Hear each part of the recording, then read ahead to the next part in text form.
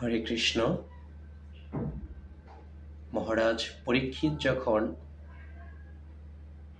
মৃগ শিকারের জন্য বনে গিয়েছিলেন এবং ক্লান্ত শরীরে যখন তিনি জল পিপাসার্ত হয়ে সৌমিক ঋষির আশ্রমে প্রবেশ করেছিলেন এবং সৌমিক ঋষির কাছে জল প্রার্থনা করেছিলেন, তখন সৌমিক ঋষি ধ্যানমগ্ন অবস্থায় ছিলেন এবং সমাধিমগ্ন অবস্থায় ছিলেন।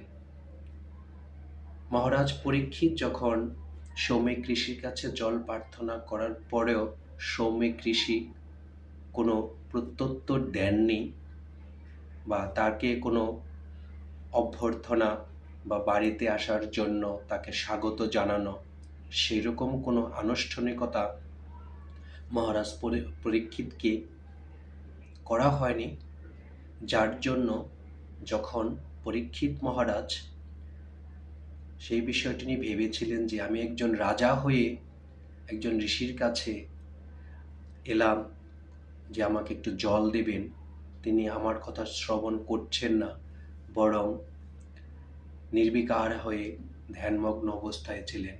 এটা নিশ্চয়ই আমার জন্য একটি অপমানজনক।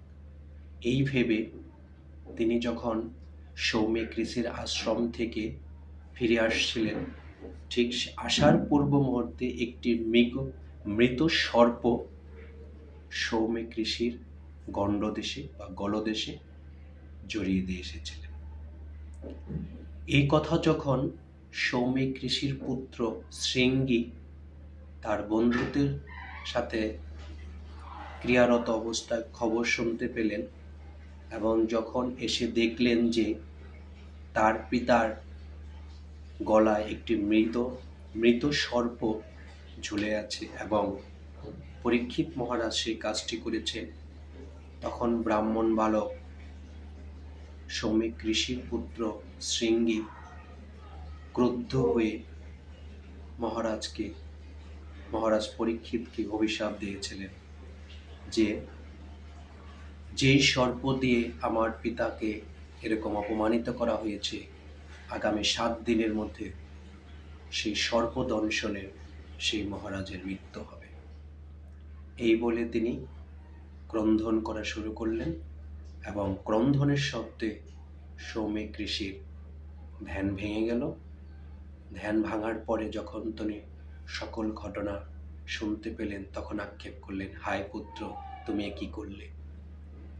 তুমি ভগবানের ভক্তকে এভাবে অভিশাপ দিলে, এটা তোমার কোনো মতেই উচিত হয়নি। হরে কৃষ্ণ।